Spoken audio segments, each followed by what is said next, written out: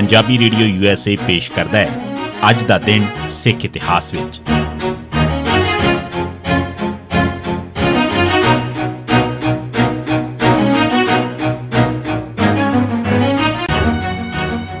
ਸਿੱਖ ਇਤਿਹਾਸ ਦੀਆਂ ਘਟਨਾਵਾਂ 'ਚ 1 ਅਪ੍ਰੈਲ ਦਾ ਦਿਨ 1705 ਮਾਤਾ ਸੁੰਦਰ ਕੌਰ, ਮਾਤਾ ਸਾਹਿਬ ਕੌਰ, ਬੀਬੀ ਤਾਰਾ ਕੌਰ ਅਨੰਦਪੁਰ ਸਾਹਿਬ ਤੋਂ ਦਿੱਲੀ ਵਾਸਤੇ ਰਵਾਨਾ ਹੋਏ।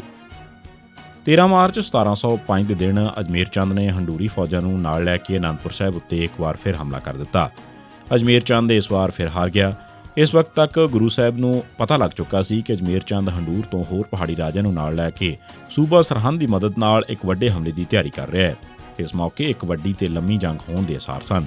ਇਸ ਕਰਕੇ ਗੁਰੂ ਸਾਹਿਬ ਨੇ 29 ਮਾਰਚ 1705 ਦੇ ਦਿਨ ਅਨੰਦਪੁਰ ਸਾਹਿਬ 'ਚ ਰਹਿ ਰਹੇ ਸਾਰੇ ਸਿੰਘਾਂ ਦਾ ਇਕੱਠ ਬੁਲਾਇਆ ਤੇ ਉਹਨਾਂ ਨੂੰ ਆਖਿਆ ਕਿ ਸਾਰੇ ਗ੍ਰਸਤੀ ਸਿੰਘ ਆਪਣੇ ਬੀਵੀ ਬੱਚਿਆਂ ਨੂੰ ਨਾਲ ਲੈ ਕੇ ਆਪੋ ਆਪਣੇ ਵਤਨਾਂ ਨੂੰ ਚਲੇ ਜਾਣ।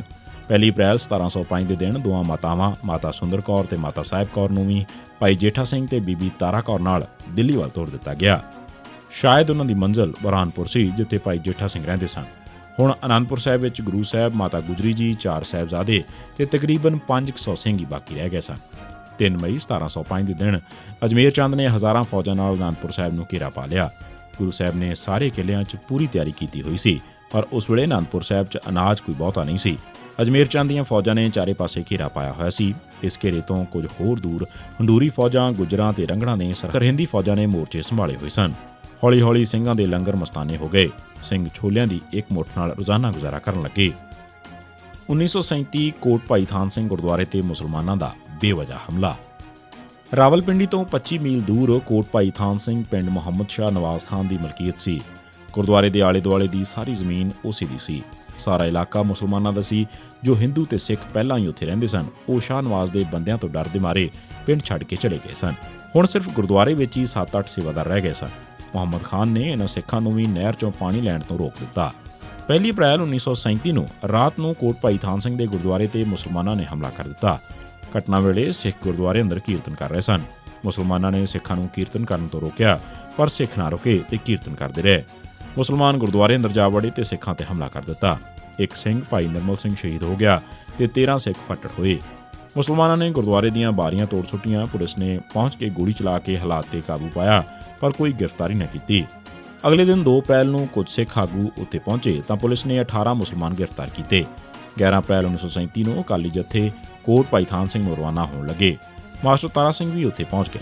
12 ਅਪ੍ਰੈਲ ਨੂੰ ਕੋਟ ਭਾਈ ਥਾਨ ਸਿੰਘ 'ਚ ਦੀਵਾਨ ਸਜਿਆ, ਜਿਸ ਵਿੱਚ ਮਾਸਟਰ ਤਾਰਾ ਸਿੰਘ, ਈਸ਼ਰ ਸਿੰਘ ਮਜੈਲ, ਚੰਨਣ ਸਿੰਘ ਉਰਾੜਾ ਤੇ ਗਿਆਨੀ ਕਰਤਾਰ ਸਿੰਘ ਨੇ ਤਕਰੀਰਾਂ ਕੀਤੀਆਂ ਤੇ ਸਰਕਾਰ ਤੋਂ ਇਨਸਾਫ ਦੀ ਮੰਗ ਕੀਤੀ।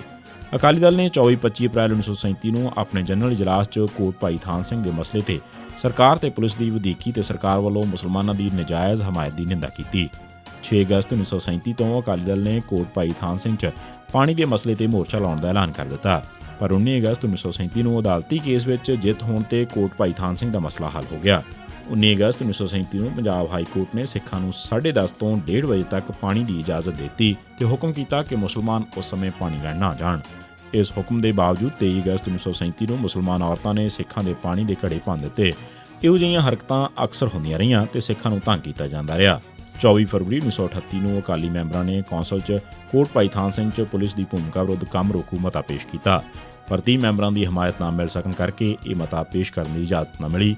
ਚੀਫ ਖਾਲਸਾ ਦੀਵਾਨ ਤੇ ਖਾਲਸਾ ਨੈਸ਼ਨਲਿਸਟ ਪਾਰਟੀ ਦੇ ਮੈਂਬਰਾਂ ਨੇ ਵੀ ਇਸ ਮੌਕੇ ਤੇ ਸਾਥ ਨਾ ਦਿੱਤਾ।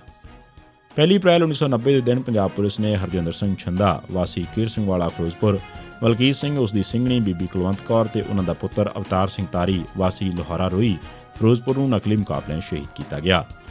ਇਹ ਸੀ ਸਿੱਖ ਇਤਿਹਾਸ ਦੀਆਂ ਘਟਨਾਵਾਂ 'ਚ 1 ਅਪ੍ਰੈਲ ਦਾ ਦਿਨ।